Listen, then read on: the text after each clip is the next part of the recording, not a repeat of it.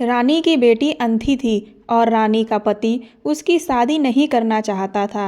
वह चाहते थे कि वह उनके पास ही रहे, लेकिन एक दिन रानी ने एक अच्छा रिश्ता देखकर उसकी शादी कर दी। शादी के बाद उसकी बेटी फ़ोन करती तो कहती, मैं यहाँ बहुत खुश हूँ। 5 महीने गुजर गए तो एक दिन रानी अपने पति के साथ अपनी बेटी के घर गई, लेकिन आधी रात को रानी ने अपनी बेटी के पति और ससुर को जो अपनी बेटी के साथ करते देखा, उसके तो होश ही उड़ गए, क्योंकि वो दोनों मिलकर उसकी बेटी को, रानी की बेटी रितु अंधी थी, तो इसीलिए रानी को हर समय उसकी चिंता सताती रहती थी और अक्सर बुरे सपने आते थे। आज भी उसने अपनी बेटी को लेकर बुरा सपना देखा था। जब आँख खुली तो उसकी बेटी सामने बैठी कह रही थी, माँ प्यास लगी है। रानी ने एक नज़र बेटी की तरफ देखा तो वो सामने पलंग पर बैठी हवा में हाथ हिलाते हुए पानी मांग रही थी। अपनी बेटी को देखकर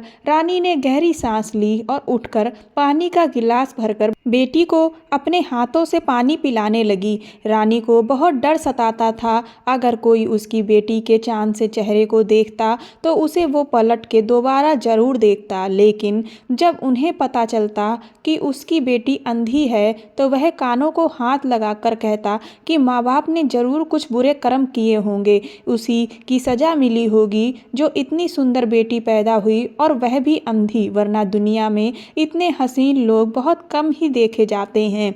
जब रानी अपनी बेटी को चुपचाप एक जगह बैठे हुए देखती तो उसका दिल टूट जाता है। उसकी तो तमन्ना थी कि उसकी बेटी रंग बिरंगी दुनिया देख सकती, अपने माँ बाप को पहचान सकती, मगर उसने सिर्फ अपने हाथों से ही उनके चेहरे के नैन नक्श पहचान रखे थे। वह चीज़ों को सूंघकर और महसूस करके पहचान सकती थी। रानी ने अपनी बेटी को पानी पिलाया और सोते हुए अपने पति पर नज़र डाली, जो दिन भर का थका हारा अपने बिस्तर पर लेटा हुआ था। रितु उन दोनों को जान से भी ज़्यादा प्यारी थी। दुनिया वाले उसके बारे में जो भी सोचते हों, मगर रानी और उसके पति की जान तो उसकी बेटी में बसा करती थी। रितु जवान हुई तो रानी के दिल में अजीब से ख्याल आने लगे। वो जब भी किसी लड़की की शादी की खबर सुनती तो उसका भी दिल करता कि वो भी अपनी बेटी की शादी करे। रितु देख नहीं सकती थी, मगर घर को बहुत अच्छे से संभाल लिया करती थी।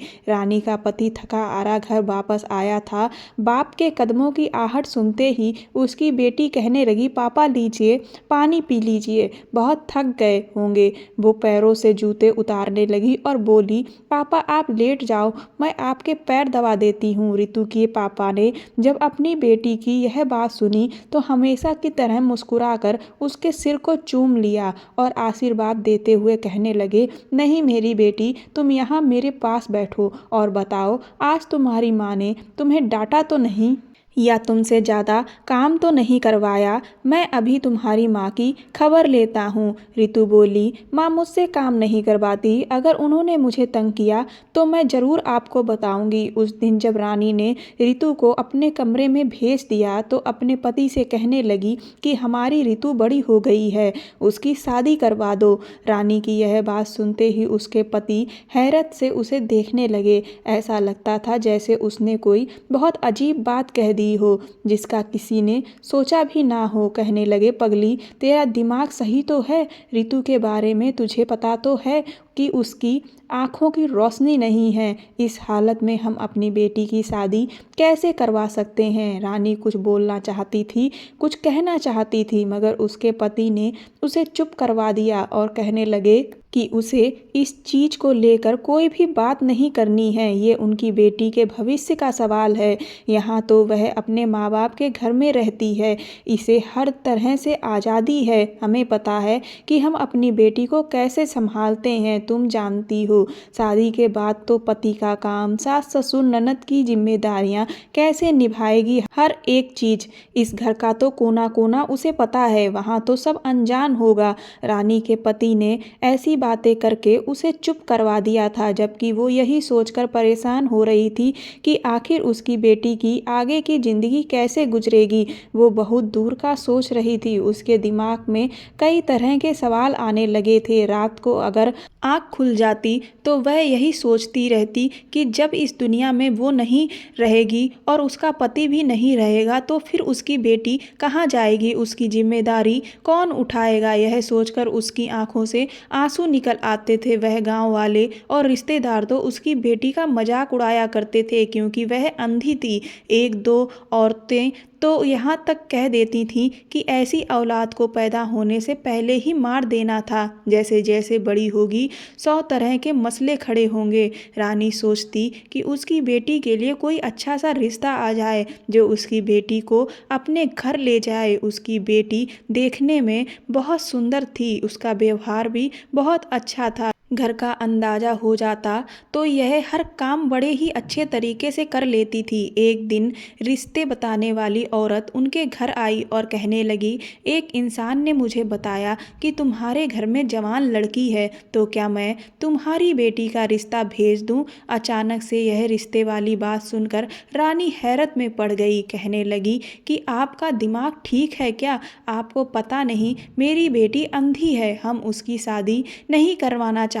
तो वह रिश्ते बताने वाली कहने लगी कि यह सब कुछ मैं जानती हूँ और मैंने लड़के वालों को भी बताया है, मगर वह कहते हैं कि हमें इससे कोई आपत्ति नहीं है। वह खाते पीते घर का लड़का है और एक लौता भी है, तुम्हारी बेटी को खुश रखेगा। वो बोली, अपनी बेटी की शादी इसी घर में करवा दे। तेरी बेटी के अंधेपन से भी उन्हें कोई मसला नहीं है और वह अमीर लोग हैं, घर में नौकर चाकर हैं, उनके पास नौकरानियां भी बहुत हैं। वो तो बस तेरी बेटी के व्यवहार और अच्छे आचरण की वजह से उसे अपनाना चाहते हैं। मगर रानी को एक बात समझ नहीं आई थी कि उन लोगों को उसकी बेटी का पता कहाँ से चला। जैसे ही रात हुई रानी ने यह बात अपने पति से की। एक बार फिर उसके पति के माथे पर सिकन आ गई। कहने लगे, तुम्हारा दिमाग खराब है, क्यों अपनी बेटी की जिंदगी खराब करना चाहती हो। मैं बिल्कुल उसकी शादी किसी से नहीं करवाना चाहूँगा। यह सुनकर रानी परेशान हो चुकी थी। उसके कहने पर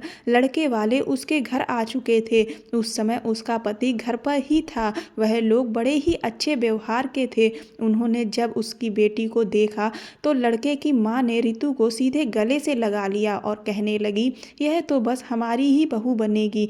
रानी का पति हड़बड़ा कर उनकी तरफ देखने लगा और कहने लगा कि मैं माफ़ी चाहता हूँ, मगर रितु देख नहीं सकती है और हम नहीं चाहते कि उसकी शादी करें। शादी के बाद एक लड़की पर कई तरह की जिम्मेदारियां आ जाती हैं और वह जिम्मेदारियां नहीं निभा सकती। लड़के वाले कहने लगे कि यह सब कुछ आप हम पर छोड़ दें। वह पहली बार रितु को देखने आए थे तो कई फल और शगुन की थाली लेकर आए। उन्होंने रितु के हाथ पर 15,000 रुपये रख दिए। कुछ दिनों बाद फिर आए तो वह एक बार फिर रितु के लिए बहुत सारे उपहार लेकर आए। ये सब कुछ देखकर रानी और उसका पति अंदर ही अंदर पिघलते चले जा रहे थे। वह लोग बड़े ही अच्छे व्यवहार के थे, रितु के साथ बहुत नरमी से पेश आते थे। वहीं उनका लड़का भी रानी को बहुत पसंद आया था। रानी तो दिल से इस रिश्ते के लिए राजी हो चुकी थी, मगर उसका पति नहीं मान रहा था। उसने इस रिश्ते के लिए राजी होने में 2 महीने लगा दिए थे। खैर, रितु का रिश्ता तय हो गया और वो लोग उसकी शादी की तैयारियां करने लगे। रानी की बेटी रितु भी इस रिश्ते से बड़ी खुश थी। उसने देखा तो ना था, मगर मन की आंखों से सब कुछ पहचान रही थी। रानी और उसका पति जब शादी की डेट फिक्स करने लगे तो लड़के वाले अपने रीति और रिवाज के मुताबिक सारे काम कर रहे थे। कहने लगे कि हम अपने रीति रिवाज के मुताबिक ही शादी करेंगे। एक दिन लड़के वाले रानी के घर आए और आकर कहने लगे कि हमारे यहाँ शादी अगर दूर तय होती है तो लड़की वाले शादी लड़के के यहाँ जाकर करते हैं। यह सुनकर वो लोग थोड़ा सोच में पड़ चुके थे कि आखिर ऐसा कैसे हो सकता है, मगर फिर रानी और उसके पति को मानना पड़ा क्योंकि वो लोग लड़के वाले थे और रानी ये रिश्ता हाथ से नहीं जाने देना चाहती थी। उन्होंने यह तय किया कि वह लोग उनकी बेटी को अपने यहाँ ले जाएंगे और फिर अगले दिन रानी ऋतु के दहेज का सब सामान लेकर उनके घर पहुँचेंगे और वहाँ उनकी बेटी ऋतु की शादी राजेश से कर देंगे। और फिर लड़के वाले शादी से एक दिन पहले ही ऋतु को विदा कर ले गए। रानी और उसके पति को शादी वाले दिन दहेज का सामान लेकर सुबह ही वहां जाना था। अगले दिन जब वो गाड़ी में सामान रखकर अपनी बेटी के यहाँ जाने लगे तो रास्ते में एक एक्सीडेंट हो गया, जिसकी वजह से रास्ता ब्लॉक हो चुका था। वहां पर उन लोगों के 3-4 घंटे बेकार हो चुके थे। मजबूरन उन्हें दूसरे रास्ते से जाना पड़ा, जिसमें उन्हें 5 घंटे लग गए। जब वो वहां पहुंचे तो उनके तो पैरों तले जमीन निकल गई थी, क्योंकि उनकी बेटी ऋतु की शादी हो चुकी थी। वो दुल्हन बनी हुई सोफे पर बैठी हुई थी। आसपास रिश्तेदार और ऋतु के सास ससुर उसके साथ बैठे फोटो खिंचवा रहे थे। रानी और उसके पति को देखकर वह लोग आए और माफ़ी मांगते हुए कहने लगे, आपने आने में बहुत देर कर दी, इसीलिए हमने शादी करवा दी, क्योंकि पंडित जी को कहीं और भी शादी करवाने के लिए जाना था। रानी की बेटी की शादी हो चुकी थी। वो इस बात से बहुत खुश थी। उसके चेहरे पर मुस्कुराहट फैल गई और रानी और उसका पति अपनी बेटी को आशीर्वाद देने लगे। वह घर बिल्कुल एक महल जैसा था और वो लोग ये देखकर खुश थे कि उनकी बेटी ऋतु यहाँ राज करेगी। वो लोग एक दिन तक वहीं रहे और फिर अपनी बेटी ऋतु को घर आने का न्योता देकर वापस अपने घर चले आए। रानी और उसका पति दोनों जब संतोष में थे, क्योंकि उनका एक भारी बोझ उतर चुका था। घर आकर रानी अक्सर अपनी बेटी को फ़ोन करके पूछती रहती थी कि वो कैसी है, तो वह कहती थी, मैं यहाँ बहुत खुश हूँ, यहाँ पर सभी लोग बड़े अच्छे हैं, मेरा बहुत ख्याल रखते हैं, कभी किसी ने मेरे सामने ऊंची आवाज़ में बात तक नहीं की और मुझे कभी किसी ने ताने नहीं मारे और मेरे पति भी बहुत अच्छे हैं। रानी अपनी बेटी के मुंह से यह सुनती तो दिल ही दिल में उसे बहुत सुकून मिलता। रानी का पति भी अपने काम में व्यस्त हो गया और वो भी घर के कामकाज में बिजी रहने लगी। ऐसे ही जिंदगी गुजरती रही। वो अपनी बेटी से कहती कि किसी दिन हमारे यहाँ का चक्कर लगाओ, तो वह कहती, यहाँ पर इनके रिश्तेदार हमसे मिलने के लिए आ रहे हैं और दूर दराज रिश्तेदार में हमें दावत के लिए जाना है, इसीलिए हम अभी नहीं आ सकते। तो मजबूरन रानी को चुप रहना पड़ता। कई दिन से रानी को अजीबोगरीब सपने आ रहे थे, जैसे उसकी बेटी ऋतु रो रही हो, किसी मुसीबत में हो। एक बार तो हद ही हो गई। रानी ने सपना देखा कि वो अपनी बेटी को खुद अपने हाथों से कुएं में धकेल रही थी। यह सपना उसे बहुत बेचैन कर चुका था। उस दिन उसने अपनी बेटी को कॉल किया और बोली कि मैं तुमसे मिलना चाहती हूँ, तुमसे मिलने आना चाहती हूँ, तुम खुश तो हो? तो ऋतु मुस्कुराकर कहने लगी कि मैं बहुत खुश हूँ। खुशी तो जैसे ऋतु के शब्दों से ही जाहिर हो रही थी। वो कहने लगी कि आपको यहाँ आने की ज़रूरत नहीं है, मैं बहुत खुश हूँ और मैं खुद ही आऊँगी जब राजेश जी को छुट्टी मिल जाएगी। 4-5 महीने गुजर चुके थे। रानी की बेटी उसके यहाँ नहीं आई थी। अब तो उसे अपनी बेटी की बहुत ज़्यादा याद आने लगी थी। एक दिन रानी यूं ही बैठे बैठे रोने लगी, क्योंकि उसका मन काफ़ी उदास हो गया था। उसके पति ने देखा तो कहने लगा, कल ही हम अपनी बेटी से मिलने के लिए दूसरे शहर जाएंगे। अगले ही दिन सुबह सुबह वो दोनों पति पत्नी बहुत से फल अपने साथ लेकर अपनी बेटी के यहाँ जाने लगे। 4 घंटे का सफ़र तय करने के बाद वो अपनी बेटी के घर के बाहर पहुंच चुके थे। जैसे ही दरवाज़ा खटखटाया तो ऋतु के ससुर ने दरवाज़ा खोला। रानी तो सोच रही थी कि वो उन्हें देखकर खुश हो जाएंगे, मगर उनके चेहरे पर अजीब सी परेशानी आ गई थी। उनका रंग पीला हो चुका था। वह डरे हुए चेहरे के साथ रानी और उसके पति की तरफ देखने लगे। रानी अपने पति के साथ घर के अंदर दाखिल हुई तो उसकी बेटी अपने कमरे में आराम कर रही थी। ऋतु ने उनके कदमों की आहट सुनी तो फौरन उठकर रानी के सीने से लग गई और खुशी के मारे रोने लगी। रानी भी अपनी बेटी को चूमने लगी और बोली कि बहुत याद आ रही थी बिटिया, इसलिए हम मिलने चले आए। वह लोग वहाँ पर कुछ देर बैठे और रितु से पूछने लगे कि कैसी हो तुम, तो वह बोली, मैं बहुत खुश हूँ माँ। यह देखकर रानी और उसके पति को सुकून मिल गया। तभी रानी के मन में यह सवाल आने लगा कि उसका दामाद कहाँ है। वह अपनी बेटी से पूछने वाली थी कि तभी उसे पीछे से आता हुआ उसका दामाद दिखा। उसने तुरंत ही आकर उनके पैर छुए। वे लोग बहुत खुश हो गए और उसे गले से लगा लिया। उसके बाद रितु ने अपने माँ बाप से कहा कि अब आज आप यहाँ रुककर ही जाना। रात को खाना पीना खाकर वह लोग अपने कमरे में लेट गए और अपनी बेटी की खुशी देख रानी फूले नहीं समा रही थी। वह यही सोच रही थी कि मेरी बेटी भले ही अंधी हो, लेकिन वह भाग्यशाली है। उसे एक अच्छा ससुराल और इतना अच्छा पति मिला। खुशी के मारे रानी को नींद नहीं आ रही थी, जबकि उसका पति तो आराम से घोड़े बेच के सो रहा था। कुछ देर के लिए उसने सोचा कि लेटे लेटे बेचैनी हो रही है तो कमरे में ही थोड़ा टहल लूं। वह जैसे ही टहलने लगी तो खिड़की के बाहर उसकी नज़र पड़ी तो उसने देखा कि रितु का ससुर चोरों की तरह इधर उधर देखता हुआ रितु के कमरे में जा रहा था। यह देखकर रानी को बड़ी हैरत हुई कि इतनी रात में रितु का ससुर उसके कमरे में आखिर क्यों जा रहा है, वह भी चोरी छिपे। उसे कुछ गड़बड़ मालूम हुई अपनी बेटी की। उसे बहुत फिक्र सताने लगी, इसीलिए वह तुरंत ही ससुर के कमरे में जाने के बाद बाहर निकली और सोचने लगी कि क्या दामाद जी ने अपने पापा को इतनी रात को अपने कमरे में बुलाया होगा।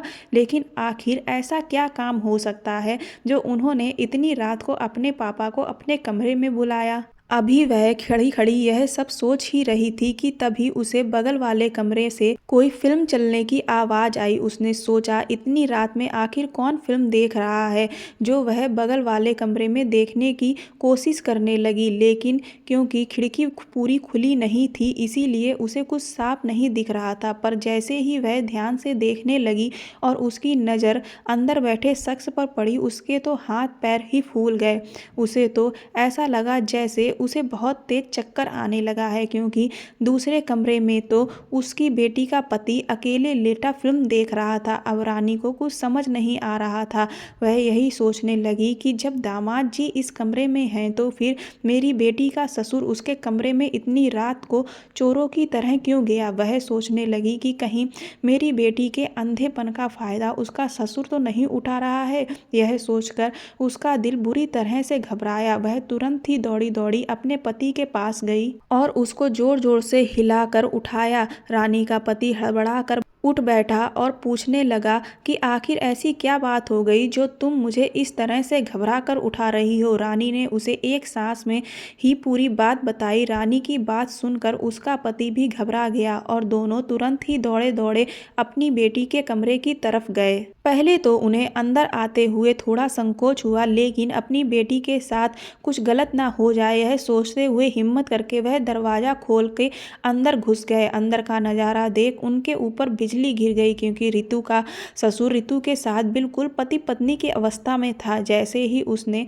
रितु के माँ बाप को कमरे में देखा, वह बुरी तरह से हड़बड़ा गया। रितु को जैसे ही यह अंदाज़ा हुआ कि उसके माँ बाप उसके कमरे में खड़े हुए हैं, तो उसने खुद को ठीक किया और फिर वो कहने लगी, क्या हुआ माँ, आप लोग इतनी रात में मेरे कमरे में अचानक ऐसे क्यों, आखिर क्या बात हो गई। तो रानी ने अपनी बेटी से कहा कि तुम्हारा पति कहाँ है। तो रितु कहने लगी, क्या बात कर रही हैं माँ, मेरे पति तो यही हैं। ये सुनते ही रानी के सर पर पहाड़ टूट पड़ा था। सामने तो रितु का ससुर बैठा था। रानी बेटी से कहने लगी कि क्या कह रही हो बेटी, तुम्हारा पति तो यहाँ नहीं है बल्कि दूसरे कमरे में लेटा फिल्म देख रहा है। यह तो तुम्हारे ससुर हैं। यह सुनते ही रितु हड़बड़ा के खड़ी हुई और कहने लगी कि नहीं, ये नहीं हो सकता, मैं तो अपने पति के साथ ही थी। रितु के पिता गुस्से में चिल्लाकर बोले, मेरी बेटी क्या कह रही है, आपका बेटा इस कमरे में क्यों नहीं है और आप उसके साथ क्या कर रहे थे। शोर शराबा सुनकर रितु की सास और उसका पति भी कमरे में आ गए।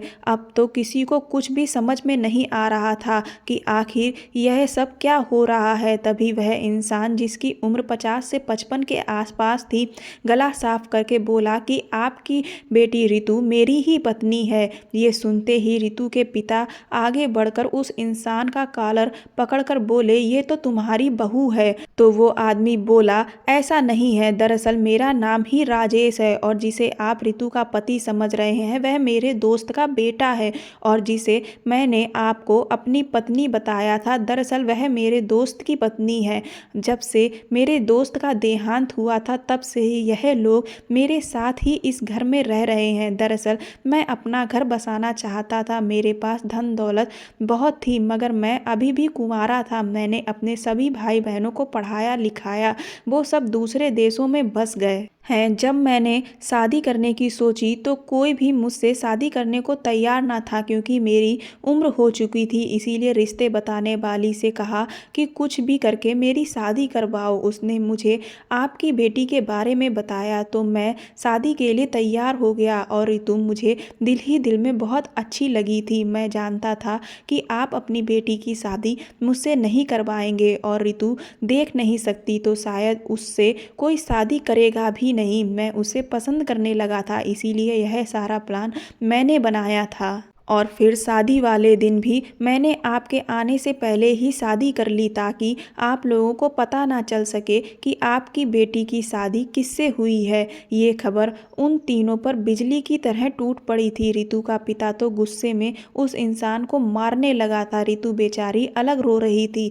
रानी ने कहा, इसका मतलब जिसे मैं दामाद और ससुर समझ रही थी वो सब झूठ था। तुम दोनों एक साथ मिलकर मेरी बेटी को धोखा दे रहे थे। उन्होंने उसी वक्त अपनी बेटी को साथ लिया और वापस घर चले आए। इसके बाद रितु का पति राजेश कई बार घर आया और माफ़ी मांगता रहा। एक दिन उसने रितु से कहा कि रितु तुम बताओ, क्या मैंने तुम्हारे साथ कोई बुरा बर्ताव किया? मैंने एक बार भी तुम्हारे साथ ऊंची आवाज़ में बात नहीं की, तुम पर कभी हाथ नहीं उठाया। तुम्हें तो मैंने अपनी रानी बनाकर रखा था, तुम्हारी हर ख्वाहिश पूरी करता था।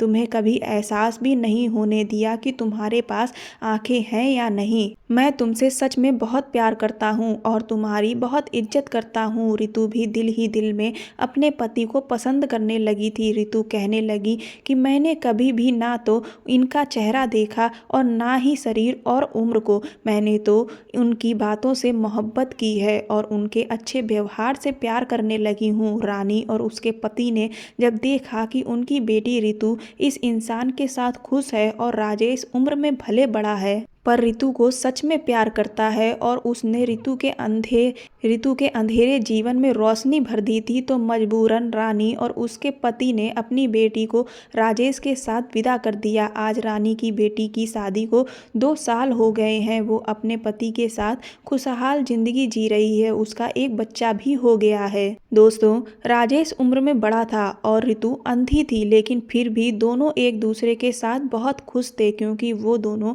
एक दूसरे से दिल से प्यार करने लगे थे, जिससे उनकी कमियों की उनकी जिंदगी में कोई जगह नहीं थी। रिश्ते में अगर प्यार है तो कमियों पे पर्दे पड़ ही जाते हैं। अगर आपको यह कहानी पसंद आई हो तो मेरे चैनल को सब्सक्राइब कर दें, वीडियो को लाइक कर दें और वीडियो को ज़्यादा से ज़्यादा शेयर करें। धन्यवाद।